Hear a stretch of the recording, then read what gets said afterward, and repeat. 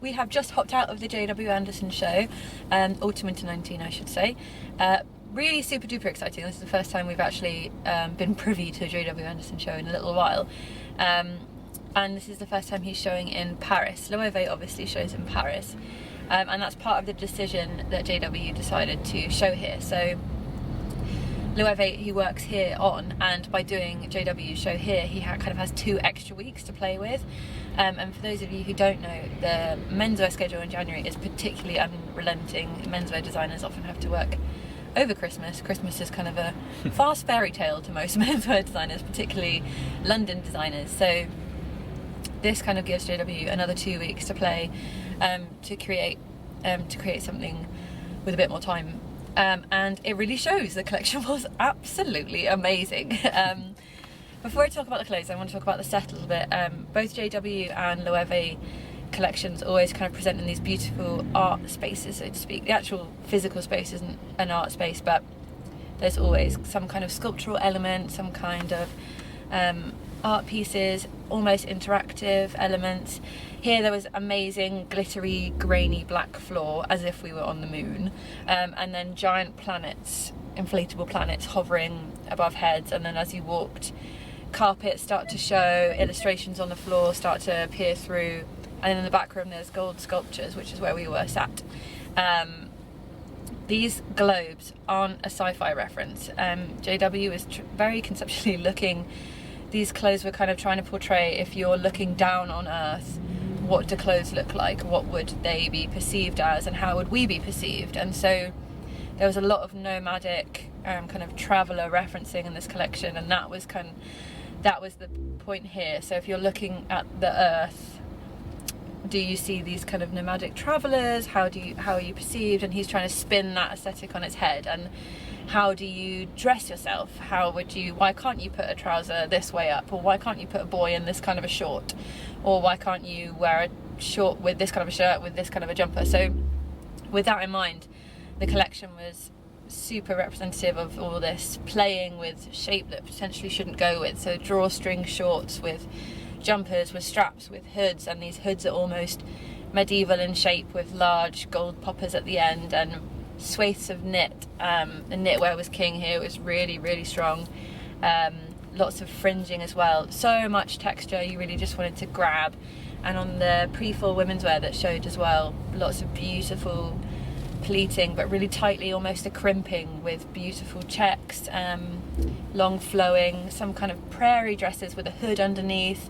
It's this mixture of traveller and future and prairie and medieval, so past and present. If you're looking from space, that's quite a future thinking concept, but actually the clothes are slightly traditional, slightly medieval.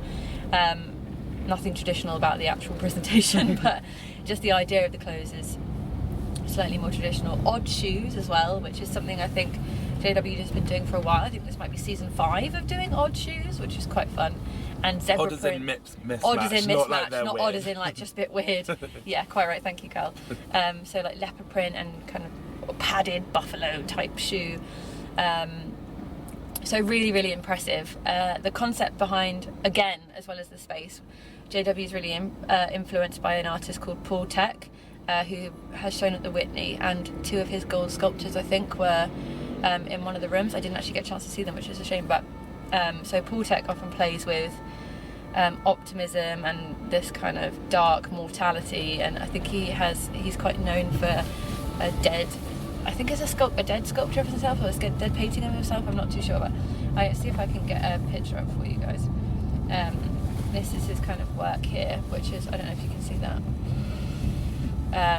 which kind of exactly sets the scene for the show, and there's all sorts of like meat and organy bits, but that kind of really ties in as well. So this mortality and optimism, and will we eventually have to go and live in space? And if you are looking to the future or forward, and what do we wear and how do we wear it, and you know, when we're all living on space and look back at Earth, what do we see? And so lots and lots of ideas to play with, but the fashion was really, really exceptional. Cal, what did you think?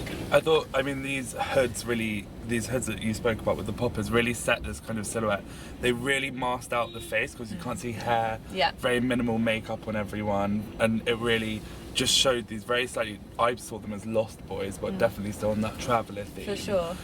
Then also these huge shearling capes that they were wearing at the back, slightly sailor, but then also had this slightly higher power to them. I thought, I kind of read them as priests and these kind of like ordained people that were respected in society but moving around. This kind of new society that he was creating, which again is, you know, as you say, is that what we're going to have to do? Is that, you know, if you're starting to look at how people of power are dressed and how they represent themselves through their clothing, it was quite an interesting angle that I took on it. But that was very much with the menswear. The women's wear was very beautiful, but I think didn't fit the story so well. And you feel that sometimes during menswear when people shove their pre-collection into the women's.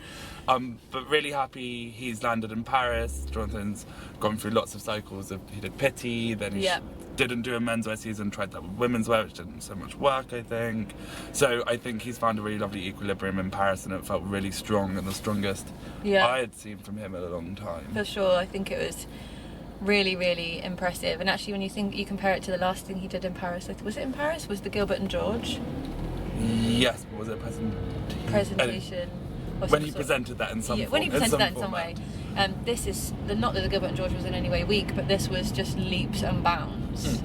Of design, of kind of testing and all of that, and those 2 weeks shine through, and sometimes it is. I remember Craig Green's Pity show, I remember saying if he just had an extra week, it would have been fine. Sometimes you just need all of it finalised and then time to go away and think about it, and that is the difference between showing London men's and Paris men's. You have set 10 days. Yeah, for sure.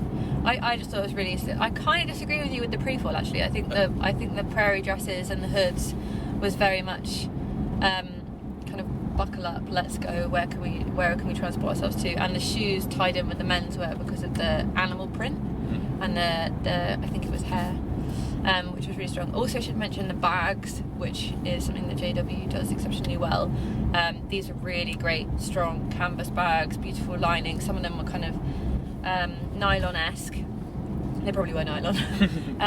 And all big carriers, rather than this constant strapping across the body, it was all actually carried and held, and I think that's really nice to see, and that completely ties in with the whole idea of picking up and going and travelling on and making your mark. And yeah, I was just incredibly impressed. I thought it was fantastic. Yeah, everyone should go look at it, and if anyone can see any videos of the show, there's, because of all the layers and the lightweight fabrics, they moved incredibly, especially on the sand, all these carpets and these changing materials they walked on. Yeah. That was a real lovely element that hopefully is translated online. Yeah, I very much hope so. Anyway. Thank you for watching. Thank you for watching.